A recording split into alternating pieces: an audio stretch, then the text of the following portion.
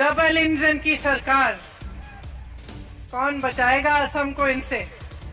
दो इंजन की सरकार, न जाने कहां से किसको कहां से ईंधन मिलेगी, कौन सा इंजन चलेगा, कौन सा नहीं चलेगा, और दोनों इंजनों की चाबी कहां से होगी? राजनीति के लिए बड़े बड़े नेता भी अभिनेता बन सकते हैं। का आंदोलन हुआ, गुवाहाटी में फिल्म फेयर अवार्ड का कार्यक्रम रखा गया था, आपको याद होगा। शायद फिल्म फेयर का अवार्ड हमारे प्रधानमंत्री जी को ही मिलना चाहिए, क्योंकि जब आप दुख में होते हैं, जब आप संघर्ष करते हैं, जब आप संकट में होते हैं, तब उनके आंसू नहीं बहते। जब चुनाव आता है तब उन्हें दुख होता है आपकी समस्याओं पर, और जब चुनाव चले जाता है तो जो वादे आपसे किए वो खोखले पड़ते हैं, उनको पूरा नहीं किया जाता। 2016 में आपसे बहुत बड़े वादे किए गए थे। 25 लाख नौकरियों का वादा था, नौजवानों के लिए उज्जवल भविष्य बनाने का। क्या आपको वो नौकरियां मिली, वो रोजगार मिला? जाति भाटी और भेटी की रक्षा करेंगे कहा था। 2016 में भाजपा ने कहा था कि हम का को लागू नहीं करेंगे, लेकिन सरकार में आते ही का को लागू किया। चाय बागानों में तमाम वादे किए थे कि जो टी ट्राइब्स हैं उनको एक अलग दर्जा मिलेगा, कि आपकी दिहाड़ी बढ़ाई जाएगी, आपके लिए सुविधाएं बनेंगी। लेकिन जिन बहनों से मैं मिली थी उन्होंने मुझे बताया कि न चिकित्सा की सुविधा है, न टॉयलेट की सुविधा है, न दिहाड़ी बढ़ाई गई है, कोई सुविधा नहीं है। ऊपर से इस सरकार ने आपको महंगाई से मारा है। मैं एक और महिला के घर गई, वहां एक गैस सिलेंडर पड़ा था, लेकिन वो चूल्हे पे अपनी चाय बना रही थी। तो जब मैंने पूछा कि क्या हुआ गैस सिलेंडर, उन्होंने कहा खाली है, उसको भरवाने के पैसे नहीं हैं, क्योंकि आज गैस सिलेंडर 800 रुपए का है। आपसे ये वादा किया गया था कि आपके मुख्यमंत्री असमिया होंगे। आपसे वादा किया था कि आपके जो असम के मुख्यमंत्री हैं वो मजबूती से आपकी सरकार चलाएंगे। क्या मिला आपको? आपको दो मुख्यमंत्री मिले, और सिर्फ दो मुख्यमंत्री नहीं, उनकी सरकार असम से नहीं दिल्ली से चलती है। रिमोट कंट्रोल की सरकार है। दिल्ली में बैठे हुए नेताओं के परमिशन के बिना यहां पर कुछ लागू नहीं होता, कुछ आगे नहीं बढ़ता। यहां तक कि असम गण परिषद को भी उन्होंने दिल्ली गण परिषद बना दिया है। यहां के हाथी को एक भीगी बिल्ली बना के छोड़ दिया है। आप देखिए कि दिल्ली के दबाव से 5 सालों के लिए ये सरकार चली है। आपके मुख्यमंत्री को दुर्बल बनाया गया है, और आज आपके सामने आकर एक नई बड़ी घोषणा की। पहले दो मुख्यमंत्री दिए, अब कहते हैं कि दो इंजन की सरकार बनेगी, डबल इंजन की सरकार। कौन बचाएगा असम को? असम को न 2 मुख्यमंत्री चाहिए, न 2 इंजन की सरकार चाहिए।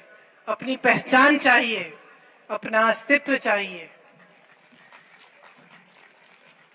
प्रधानमंत्री जी ने यह भी कहा कि कांग्रेस पार्टी ने असम का अपमान किया है, और जो सरकारें कांग्रेस की चली उन्होंने असम की जनता को अपमानित किया। हितेश्वर साइकिया जी जैसे महापुरुष, तरुण गोगोई जैसे समर्पित देशभक्त नेता को ये कहते हुए प्रधानमंत्री जी को क्या शर्म नहीं आई कि उन्होंने असम की अस्मिता को बिगाड़ा, कि असम का अपमान किया? कांग्रेस इन नेताओं के कण कण में थी। इन नेताओं ने अपने जीवन असम के लिए समर्पित किए, दिन रात आपके विकास के लिए काम किया, और इनकी सरकारों के बारे में इस तरह की बातें करते हुए क्या असम का अपमान नहीं है? इन नेताओं ने आजीवन असम के विकास के लिए काम किया। उनके गुजर जाने के बाद इस तरह की बातें करना क्या सभ्य है? क्या प्रधानमंत्री जी को शोभा देता है? यहां उत्तर प्रदेश के मुख्यमंत्री जी भी आए, उन्होंने भी एक बहुत बड़ी बात कही। उन्होंने कहा कि श्रीमंत शंकर देव जी आवर्जन के खिलाफ थे। अब आप बताइए, श्रीमंत शंकर देव जी 500 साल पहले जीवित थे, क्या उनके समय आवर्जन था? घुसपैठी थे? तो इस तरह की चीजें क्या दिखाती हैं कि ये नेता यहां आते हैं, चुनाव के समय आपकी संस्कृति, आपकी अस्मिता की बात करते हैं, यहां से चले जाते हैं, आपकी संस्कृति को भूल जाते हैं, उसको ना समझते हैं ना समझना चाहते हैं, आपकी समस्याओं को भूल जाते हैं और पीछे मुड़कर नहीं देखते। नहीं तो 5 सालों में आपकी इतनी समस्याएं हुई हैं, ये लोग क्यों नहीं आए? यहां आकर आपसे बात क्यों नहीं की? बल्कि अपने नाम पर बड़े बड़े स्टेडियम इन्होंने बनाए। दुनिया का सबसे बड़ा स्पोर्ट्स स्टेडियम, उसका नाम प्रधानमंत्री जी को का नाम दिया, और यहां पे असमिया विद्वान डॉक्टर बानीकांत काकती का नाम एक शमशान को दिया। तो आप सोच सकते हैं कि कौन आपकी संस्कृति का अपमान कर रहा है और किसने आपकी संस्कृति की लड़ाई लड़ी है। असम के लोग ये कभी नहीं भूल सकते कि जब वो अपने अधिकारों की लड़ाई लड़ रहे थे, जब का के खिलाफ आंदोलन हो रहा था, तो एक भी भाजपा के नेता ने उनके साथ सहानुभूति नहीं दिखाई, उनकी बातों को सुनने भी नहीं आए। जब असम की एक महान विभूति लोकप्रिय गोपीनाथ बोरदोलोई जी के नाम पर सरकारी पैसों से बना हुआ एयरपोर्ट प्रधानमंत्री जी के उद्योगपति दोस्तों को बेचा जा सकता है, तो आप बताइए असम के अस्तित्व को बचाया कैसे जा रहा है? आपकी संपत्ति, जिसमें आपकी मेहनत लगी है, जिसे आपके माता पिताओं ने बनाया, उसको बेच डाला।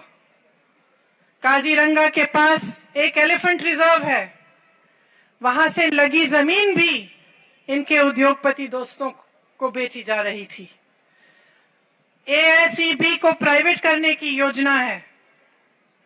नौगांव में भाजपा ने अपने खरबपति मित्र को किसानों के संघर्षों में शामिल नहीं हुए, बाढ़ आई, आपकी सहायता नहीं की, सिर्फ पॉलिटिक्स की, और आज भी आपके सामने आकर सिर्फ पॉलिटिक्स कर रहे हैं। आसाम के लोगों के साथ बहुत बड़ा धोखा हुआ है।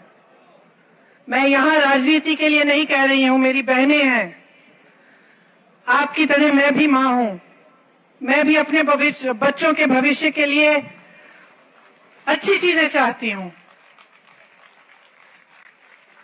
मैं जानती हूं आप काम करते हैं, आप कमाते हैं, किसके लिए कमाते हैं?